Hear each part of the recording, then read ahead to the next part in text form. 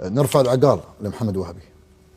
ألف مبروك وناصر. يستاهل والله يستاهل. عز الدين أناحي لاعب من كوكب آخر بيسجل هدفين، وسفيان رحيمي واحد من أهم الأوراق الرابحة في المنتخب المغربي بيسجل الهدف الثالث. اقسم بالله انتوا فخر، انتوا عز، انتوا فخر العرب وليس فخر فقط. تعرف اسعد شخص اليوم منه؟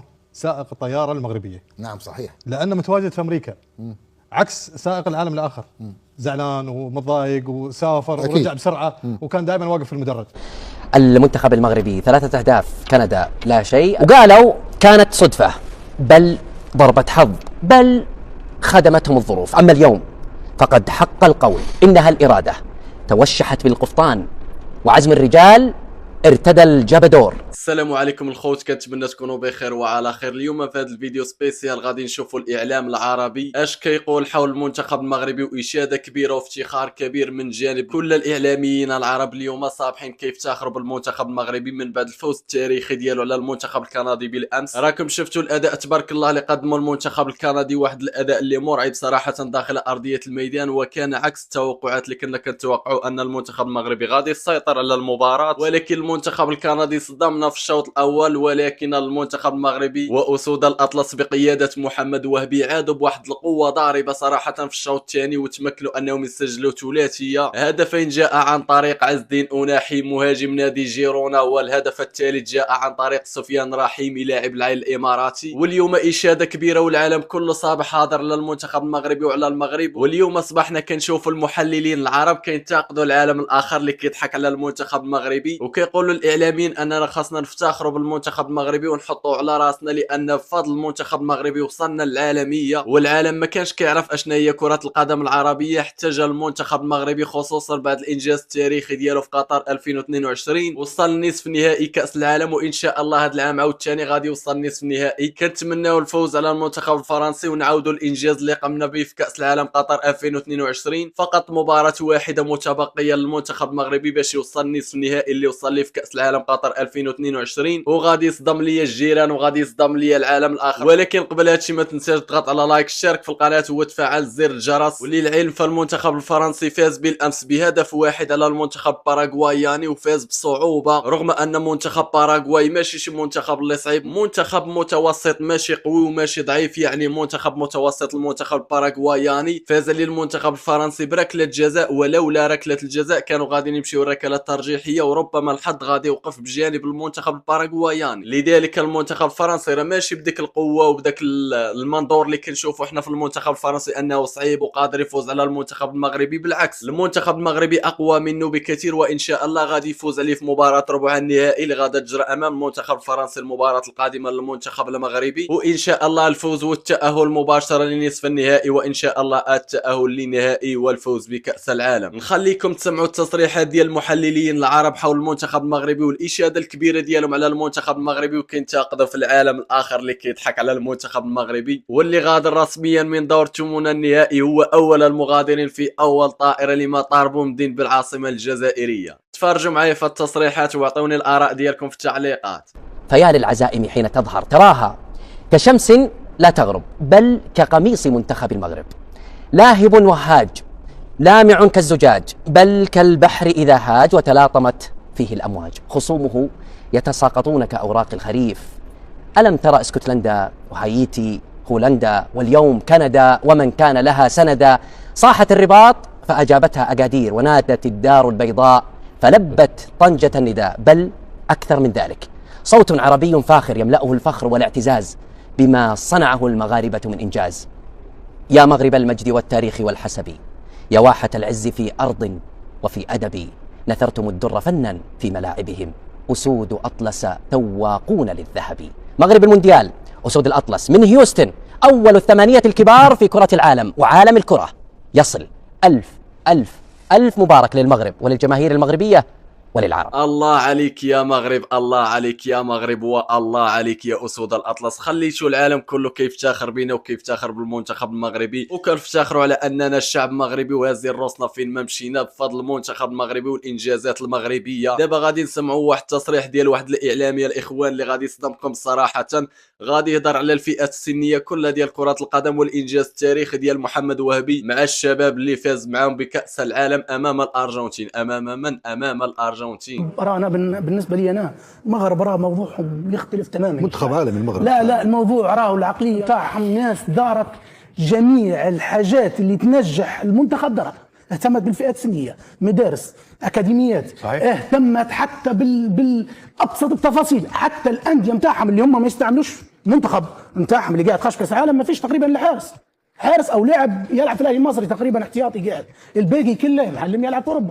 لكن حتى الدوري بتاعهم يا جماعه اخر اسابيع من الدوري تلقاهم خمسه، هم الخمسه عندهم قدره انهم ياخذوا اللقب. هو جايب كاس العالم الشباب، تخيل بني ادم شباب عمرهم اقل من 20 سنه ياخذوا كاس العالم، ياخذوه من الارجنتين وفازوا مره بالجو السنة. وعندهم لعيب مش فازوا يعني كيف ما تقول باقل كما سمعتوا في هذا البرنامج على بين سبور الاخوان، راه على بين سبور القناه القطريه كيفتخروا بالمنتخب المغربي بمحمد وهبي. قال لك على انه جاب كاس العالم الاقل من 20 سنه ضد المنتخب الارجنتيني. يا حسره، المنتخب الارجنتيني قال لك كيعتمد على اكبر لاعبيه اللي كينشطوا في الدوريات الامريكيه تما والاوروبيه. وقال لك المنتخب المغربي حتى هو دوك الفئات السنيه الصغار قال لك الاغلبيه ديالهم كيلعبوا غير في النوادي الكبار والنوادي المحترفين النوادي الاوروبيه. جا صدم لك المنتخب الارجنتيني وفاز عليه المنتخب المغربي الاقل من 20 سنه بقياده الناخب الوطني الحالي للمنتخب المغربي للكبار محمد وهبي. فاز بكأس العالم وصدم لي العالم الآخر، صدم لي العالم كافة وخصوصا العالم الآخر. دابا واحد التصريح مغربي اللي صراحة هربني وقال الصراحة، اسمع معايا، على دوك الجزائريين اللي ناضوا كيشجعوا في المنتخب الفرنسي من بعد ما فزنا على المنتخب الكندي بالأمس، ناضوا ديريكت هما كيشجعوا في المنتخب الفرنسي وكيقولوا فيفا لا فرنسا، رغم أن فرنسا كانت مستعمراهم ولا زالت مستعمراهم. تشجعوا هولندا ماشي مشكل، تشجعوا كندا حتى هي ماشي مشكل، بصح تشجعوا المستعمر نتاعكم ضد الجار اللي عاونكم باش خرجتوا المستعمر، عيب. ورا بصح الاخوان الصراحه هي دي تقال باش تشجعوا المستعمر ديالكم ضد الجار اللي فككم من الاستعمار وهناكم من الاستعمار الفرنسي. راه والله لا عيب والله لا حشومه. انا بعدا ما نهضرش في هذا الموضوع، خلينا بعيد على هذا الشيء، خلينا في كره القدم. اليوم المغرب ادت يعني مش مباراه، بطوله من اميز ما قدمت، حتى انا اشوفها فنيا أجمل من ما قدمت طبعا في بطولة 22 في قطر.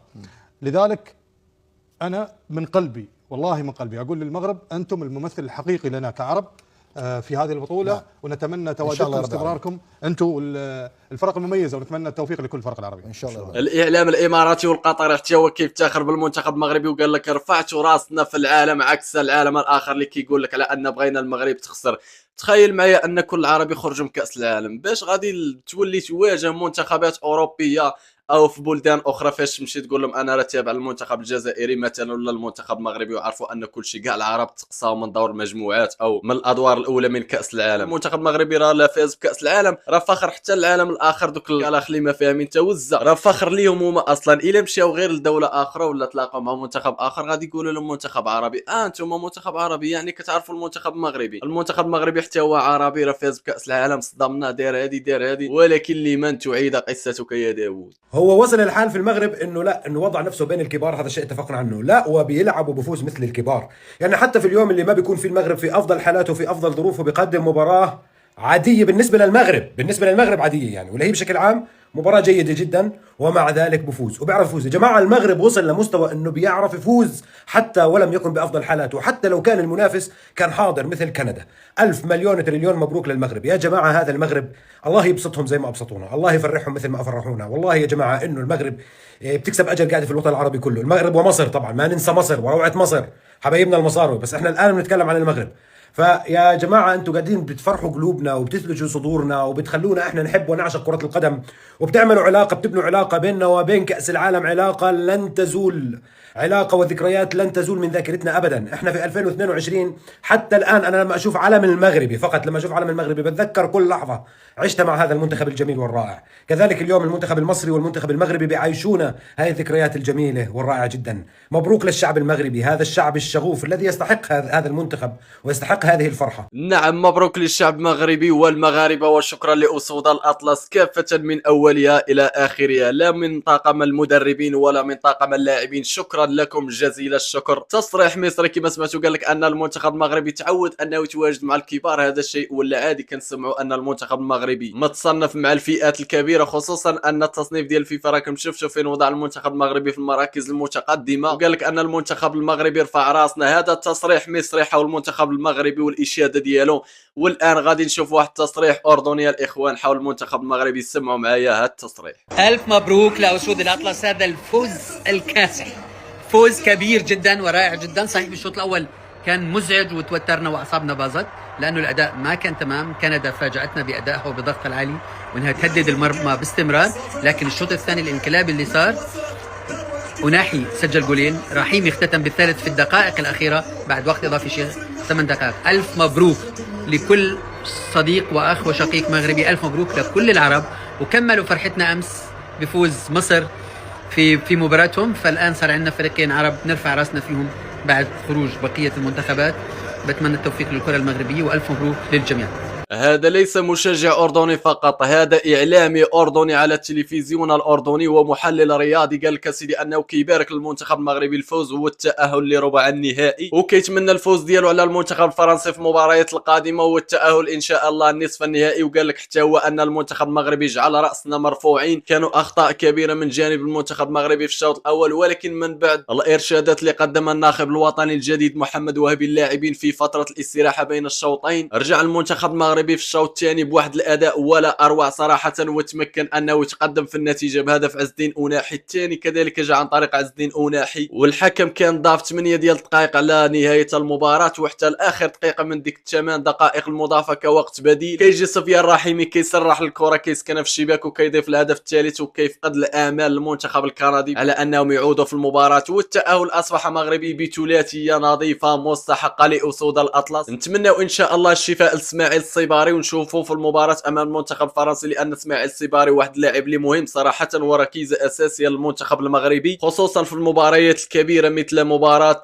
فرنسا. فاسماعيل الصباري اللي كنشوفه انا خاصه يكون حاضر ولا بد رفقة المنتخب المغربي ضد المنتخب الفرنسي، وخاصه يكون اساسي. بصح كاينين دفاعات قوية للمنتخب الفرنسي، ولكن المنتخب المغربي الى سجل كيضغط حتى هو في الدفاعات وكيولي يعتمد على المرتدات. وان شاء الله نشوفوا الفوز مغربي على منتخب فرنسا والتأهل ان شاء الله لنصف النهائي، ولما لا حمل اللقب إن شاء الله، وأن يكون اللقب مغربي عربي هذا الموسم كأس العالم 2026. كان هذا هو الفيديو ديالنا، ما تنساوش تضغطوا على واحد لايك، تشتركوا في القناة وتفعلوا زر الجرس باش ديما يوصلكم الجديد. نتلاقاو في الفيديو الجاي وتهلاو.